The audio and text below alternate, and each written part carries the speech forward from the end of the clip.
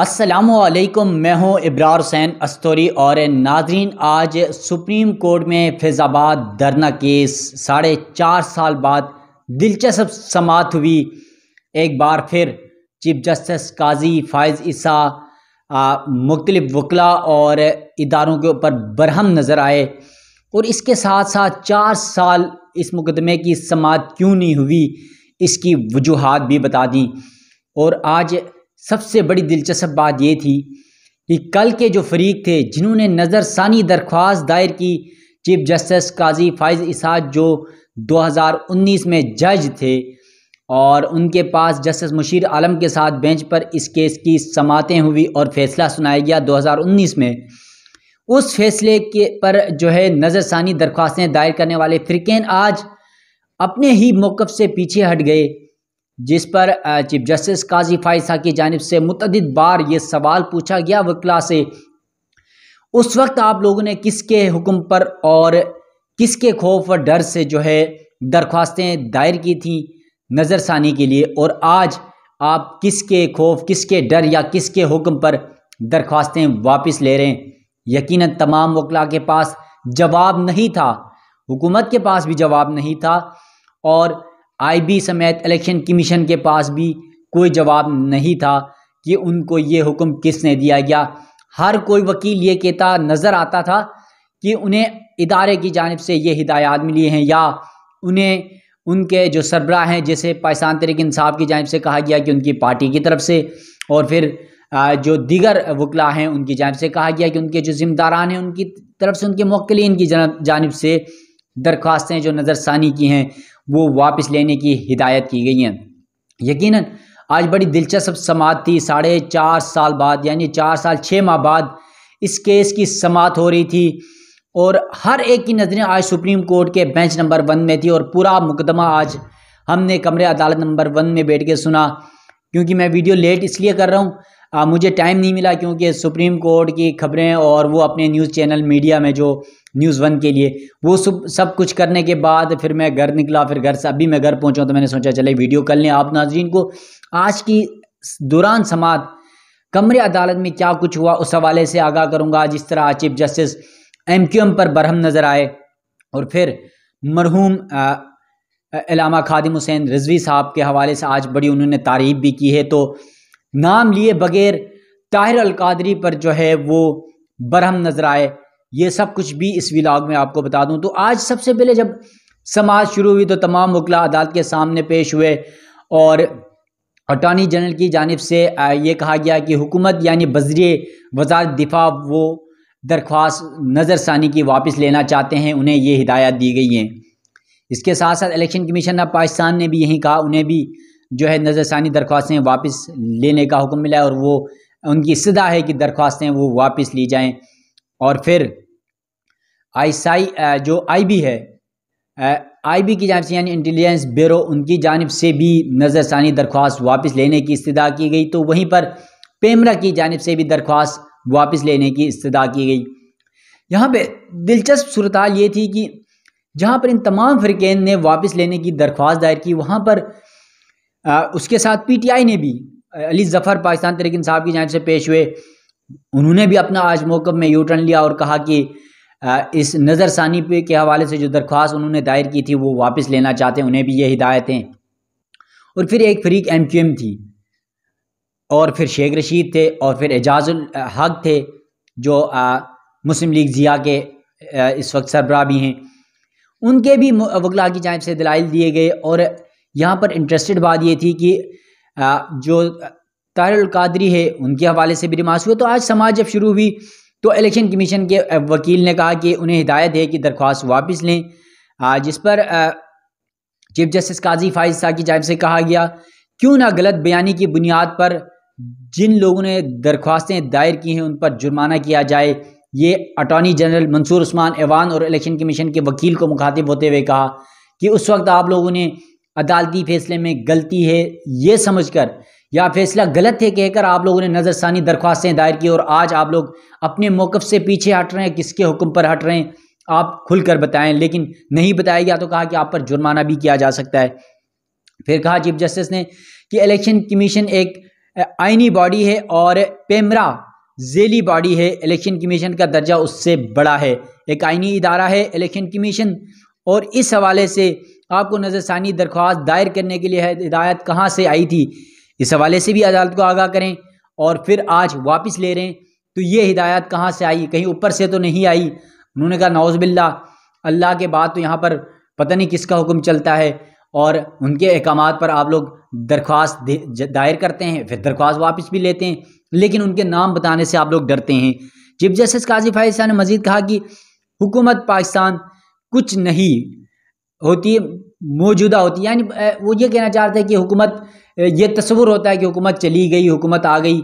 लेकिन उन्होंने कहा कि हुकूमत नहीं जाती बल्कि लोग बदलते हैं। हुकूमत वहीं रहती है, सिर्फ लोग बदलते हैं, किरदार बदलते हैं, पार्टियां बदलती हैं और बॉडी तब्दील होती है, इदारा नहीं।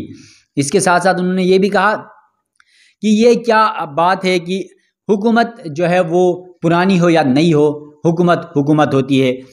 इसके अलावा चीफ जस्टिस की जानिब से ये भी कहा गया कि जो मामला है, हमने फैसले में ख़ास तौर पे आज 2007-12 मई कराची वाक़या जो साबिक़ चीफ जस्टिस इफ्तिखार चौधरी के हवाले से जो मूवमेंट चली थी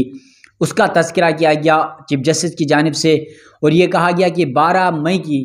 का जो मामला था उस पर हमने फैज़ाबाद धरने में तमाम तर तफसीलात और तमाम दास्तान लिख दी है। उस मामले में, उस वाक़े में खून खराबा हुआ, उसका ज़िम्मेदार कौन था, 55 लोग मरे, उसका ज़िम्मेदार कौन है, उसका जवाबदेह कौन है। और फिर ये भी कहा कि ये सोचते हैं कि ऐसे वाक़यात होते रहें और मिट्टी पाव वाला फार्मूला चलता रहेगा। यकीनन ये चीफ जस्टिस की जानिब से बड़ा सवाल उठाया गया है। और फिर कहा कि हर एक का एहतसाब होना चाहिए और हम खुद से ये काम शुरू कर रहे हैं और हम खुद से ये काम शुरू कर सकते हैं। चीफ जस्टिस ने ये एक अंदिया भी दिया है और कहा कि सारे लोग सच बोलें, क्यों घबराते हैं सच बताने से, अदालती फैसला है उस पर अमल दरामद हुआ या नहीं, ये भी एक सवाल है। और फिर अदालती फैसले पर अमल दरामद होना चाहिए। अटॉर्नी जनरल की जानिब से चीफ जस्टिस को ये कहा गया, जब चीफ जस्टिस ने कहा कि फैसले पर अमल दरामद हुआ या नहीं या फिर क्यों नहीं हुआ, तो अटॉर्नी जनरल ने कहा कि फैसले पर अमल दरामद होना चाहिए। इसके साथ साथ उन्होंने ये भी कहा कि जो मामला है वो सुप्रीम कोर्ट में मौजूद था, इस वजह से भी शायद मुमकिन तौर पर जो फैसला है उस पर अमल दरामद नहीं किया गया। और चीफ जस्टिस की जानिब से यकीनन आज जो है दौरान समाअत बड़ी दिलचस्प गुफ्तगू की गई और कहा गया कि इस केस में जो अहम फरीक था, जो मुतासरा फरीक था, उन्होंने जिक्र किया TLP का, यानी तहरीक पाकिस्तान लब्बैक, जो इलामा खादिम हुसैन रिजवी की जमात है मरहूम, और वो इस धरने के जो है इस धरने के किरदार थे। तो कहा गया कि उन्होंने नज़रसानी दरख्वास्त दायर नहीं की, जबकि TLP के जो सरबराह हैं मरहूम खादिम रिजवी वो अब इस दुनिया में नहीं रहे, उसके बावजूद उन्होंने अपनी जब वो हयात थे तब भी नज़रसानी दरख्वास्त दायर नहीं की। TLP के अलावा तमाम लोगों ने उस वक्त दरख्वास्तें दायर की और सबको अदालती फैसले पर एतराज़ था। और फिर चीफ जस्टिस की जानिब से ये भी कहा गया कि जो मामला है वो खादिम रिजवी के हवाले से उन्होंने आज यकीनन कमरे अदालत में जब खचाखच कमरा अदालत भरा हुआ था तो मरहूम खादिम रिजवी की उन्होंने तारीफ़ की और कहा कि जो वकला थे जब वो सच नहीं बोल रहे थे कि उन्हें नज़रसानी दायर करने का हुक्म किसने दिया था, वापस लेने का हुक्म किसने दिया था, तो उस हवाले से चीफ जस्टिस ने कहा कि आप लोग खादिम रिजवी तक पहुंच ही नहीं सकते, ये इतराफ़ कर लें। और फिर कहा कि आप लोग क्यों डर रहे हैं और ऊपर से कोई आप लोगों को खौफ नहीं, कहा कि इस तरह तो हमारा माशरा आहिस्ता आहिस्ता तबाह हो जाएगा। और फिर अदालत तो फिर बताएं कि 2017 में मामलात कैसे चल रहे थे, कराची की सड़कों में 55 लोग मरे, उसका कोई नतीजा नहीं निकला। सड़कों पर हम तो देख रहे हैं कि नौजवानों को एक डी ट्रैक की तरफ ले जाया जा रहा है, एक गलत पैगाम दिया जा रहा है, हमारी नौजवान नस्ल इससे ख़राब हो रही है। और कहा कि हमने जो माजी के वाक़यात हैं उससे कुछ भी नहीं सीखा। और 12 मई का ख़ास तौर पे आज दौरान समाज, जो मैंने आपको शुरू में कहा था कि इलामा ताहिर अल कादरी के हवाले से भी उन्होंने जिक्र किया था, और दौरान समाज उसने ये चीफ जस्टिस की जानिब से ये कहा गया जब 12 मई का तज़किरा हो रहा था, तो कहा कि उस वक्त एक साहब, नाम लिए बगैर ये बात उन्होंने की इलामा ताहिर अल कादरी का, कि एक साहब थे जो जमहूरियत के दर्स दिया करते थे, जमहूरियत के बातें किया करते थे, जमहूरियत की बका के लिए लड़ रहे थे, आजकल वो कहाँ पर हैं। और फिर उन्होंने कहा कि वो कनाडा से यहाँ वापस क्यों नहीं आते और यहाँ जमहूरियत के लिए अब वो जदोजहद क्यों नहीं कर रहे हैं, क्या वो वहाँ कनाडा में बैठ के जमहूरियत के लिए काम कर रहे हैं। और यकीनन आज चीफ जस्टिस जो है हर तरफ बरहम नजर आए। और फिर उन्होंने कहा कि आज हमने आज देखा वकीलों की जानिब से भी जो है, वकीलों को उन्होंने कहा कि वकील हिम्मत करें तो बहुत सारे मामलात बेहतर हो सकते हैं, लेकिन वकील भी हिम्मत नहीं कर रहे हैं। इसके अलावा चीफ जस्टिस पाकिस्तान की जानिब से MQM पर भी जो है वो बरहमी का इजहार किया गया और कहा गया कि 12 मई को आपने पाकिस्तान की सियासत में कंटेनर्स मुतारिफ करवाए। 2007 की बात बता रहे हैं, जब इफ्तिखार चौधरी के हवाले से मूवमेंट चल रही थी, तो कहा गया कि चीफ जस्टिस की जानिब से MQM ने 12 मई को पाकिस्तान की सियासत में कंटेनर मुतारिफ कराए। और इससे कबल चीफ जस्टिस साहब कह रहे हैं, इससे कबल उन्होंने अपनी ज़िंदगी में कभी ये कंटेनर्स कल्चर नहीं देखा था, पहली बार उन्हें कंटेनर्स नज़र आए। और उस वक्त शायद MQM के एक साहब जो हैं वो वज़ीर शिपिंग थे, तो इसलिए उनके कंटेनर मिले होंगे, तो उन्होंने कंटेनर्स लगवा दिए और कंटेनर्स की सियासत कर दी। और फिर कहा कि आज MQM के वकील भी यहाँ पर अदालत में नहीं है, नज़रसानी तो उन्होंने दायर की मगर यहाँ पर वो नज़र नहीं आते। फिर चीफ जस्टिस की जानिब से कहा गया कि फैज़ाबाद धरने के बाद कई ऐसे वाक़यात रूनुमा हुए, अगर सुप्रीम कोर्ट या अदालतों के इन फैसलों पर अमल दरामद होता 12 मई के वाक़यात पर और फैज़ाबाद धरने के वाक़यात पर, तो दोबारा ऐसे वाक़यात रूनुमा नहीं होते और अदालत में नज़रसानी की वजह से क्या फैसले पर अमल दरामद नहीं हुआ, ये सब आप लोग कहना चाहते हैं। लेकिन इसका जो मामला है वो तो आगे बढ़ेंगे तो फिर आप लोगों को भी पता चलेगा। इसके अलावा चीफ जस्टिस की जानिब से जो है दौरान समाज जस्टिस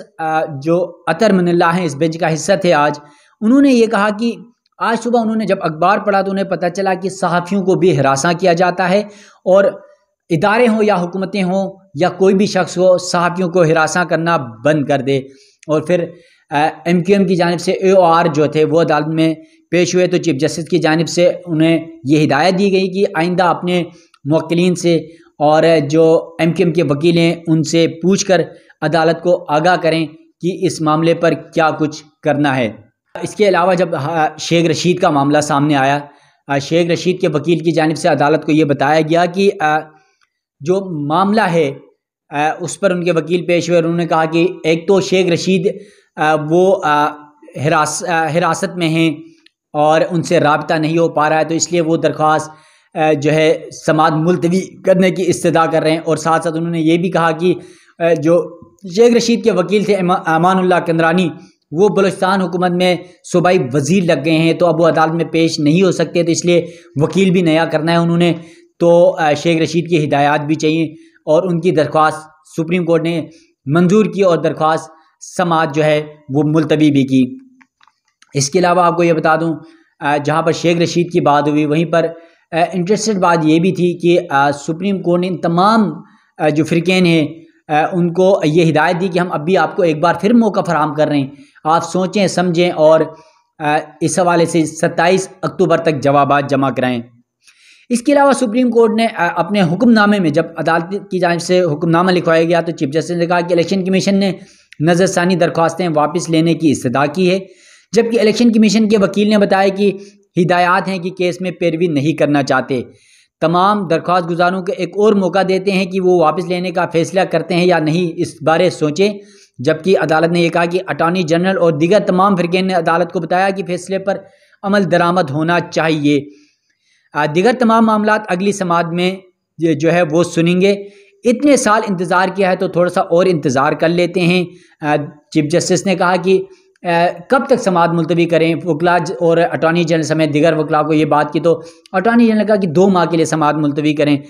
तो फिर चीफ जस्टिस ने कहा कि इतना लंबा वक्त तो नहीं दे सकते, आपको 1 माह का वक्त दे देते हैं और अगली समाअत तक तमाम मामलात से अदालत को आगाह करें। इसके अलावा सुप्रीम कोर्ट में आज जिन लोगों ने दरख्वास्तें वापस ली हैं उसमें एक तो ये बताने से पहले आपको ये भी बता दूं कि एजाजुल हक के वकील भी अदालत के सामने पेश हुए और उन्होंने आज ISI की रिपोर्ट का तज़किरा किया अदालत के सामने। और उन्होंने कहा कि ISI की रिपोर्ट के अंदर पैरा 4 जो एजाज उल हक के हवाले से, उनकी जमात के हवाले से है, उसको हज़फ किया जाए, ये इस्तदा की। तो यहाँ पर जो आपको बता दूं कि इस पैरा 4 में क्या है ISI की रिपोर्ट के अंदर। नाज़रीन, ISI की रिपोर्ट के अंदर ये बताया गया है कि TLP ने जब फैज़ाबाद में धरना लगाया था तो उस वक्त एजाज उल हक और उनकी सियासी जमात ने TLP को मावनत फराम की थी, वहाँ पर सपोर्ट फराम की थी धरने में, माली और जानी तौर पर। तो इस हवाले से ISI की रिपोर्ट में ये तज़किरा था। तो इस पर चीफ जस्टिस की जानिब से एजाज उल हक के वकील को कहा गया कि आप पहले तो एजाज उल हक से जो है राब्ता करें, उनके वकला से राब्ता करें, उनसे हिदायत लें, और फिर इस हवाले से हमें एफिडेविट भी जमा कराएं, तो फिर अगली समात पर हम इस मामले को देखेंगे। आज नाज़रीन आपको ये बता दूं,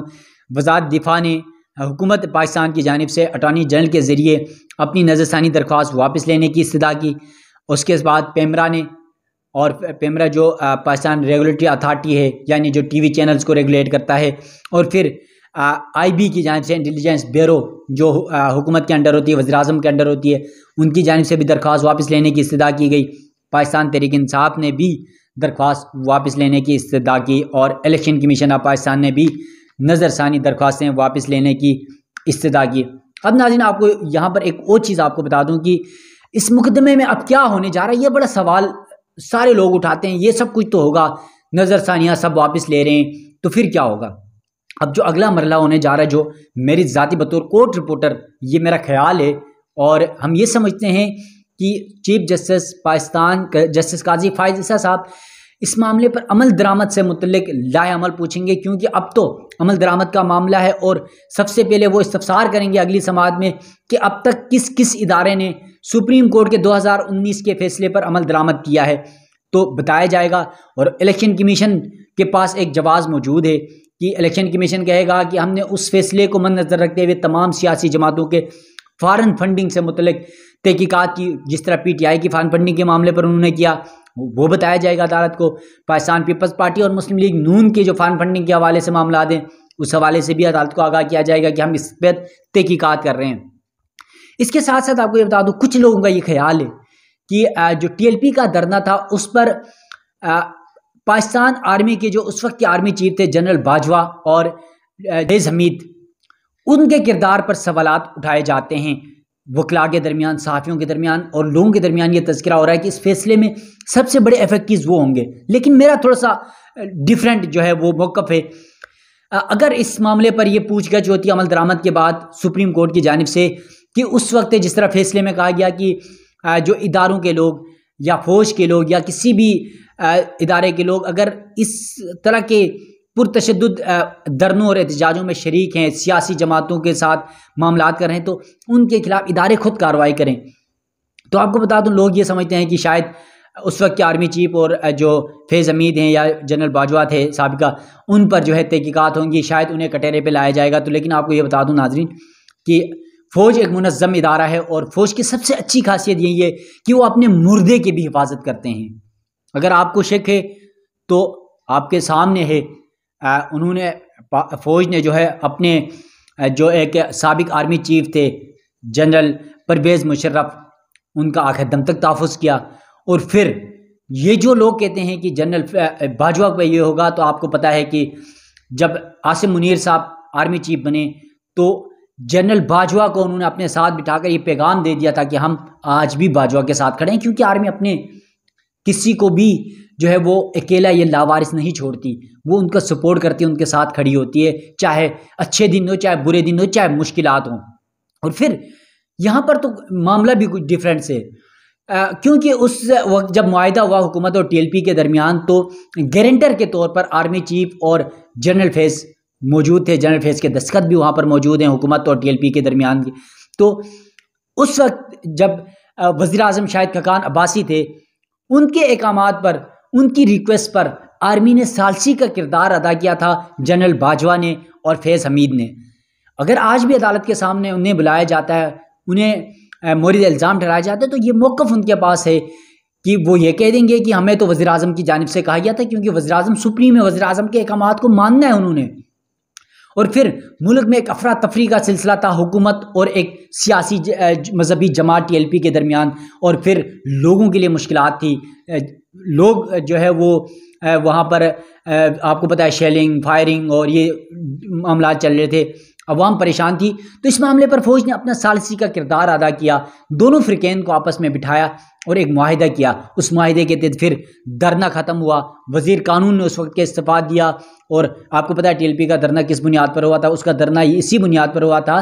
कि जो इलेक्शन कमीशन की जानिब से कुछ तरामीम की गई थी ख़त्म नबूवत के ऊपर, जो हलफनामा है सियासी रहनुमाओं का, जो एफिडेविट होता है जो इलेक्शन कमीशन में जमा कराना होता है, उस हवाले से उस पर तब्दीली की थी। तो TLP उस पर धरना दे रही थी, और बाद में उनके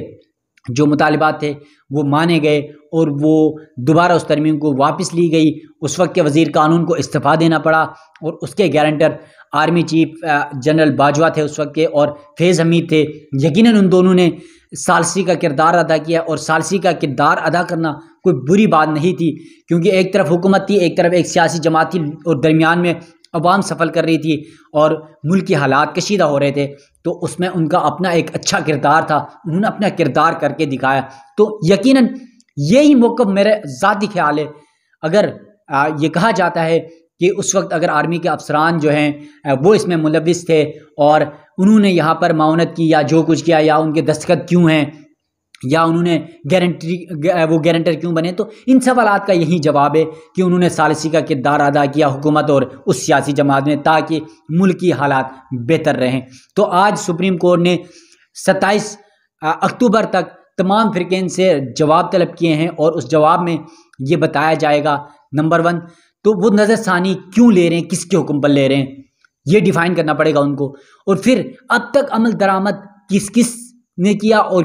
क्यों किया, कैसे किया, और जिसने नहीं किया उन्होंने क्यों नहीं किया, उसकी वजूहात बताई जाएंगी। तो यकीनन सुप्रीम कोर्ट ने 1 नवंबर तक इस केस की समाअत मुलतवी की है। और आपको बता दूं 1 नवंबर मेरे लिए थोड़ा सा इंटरेस्टेड भी है। जब आज चीफ जस्टिस काजी फायसा साहब ने 1 नवंबर समाअत मुलतवी की, तो फ़ौरन एक दोस्त थे मेरे वहाँ पर कश्मीरी, मुझे वो कहने लगे कि आपके लिए ये बड़ा दिन है। मैंने कहा बिल्कुल, गिलगित बल्तिस्तान की आज़ादी का दिन है 1 नवंबर। तो 1 नवंबर जिस दिन गिलगित बल्तिस्तान की आज़ादी का दिन होगा, एक बार फिर सुप्रीम कोर्ट में फैज़ाबाद धरने का केस होगा। तो उस केस में भी जो कुछ होगा, और फिर सुप्रीम कोर्ट समेत मुल्क में होने वाली तब्दीलियों, वाक़यात, खबरों और तजज़ियों के साथ आपकी खिदमत में हमेशा पेश होते रहें और पेश होते रहूँगा। अपने मेज़बान इब्रार हुसैन अस्तूरी को दीजिएगा इजाज़त। अल्लाह हाफिज़।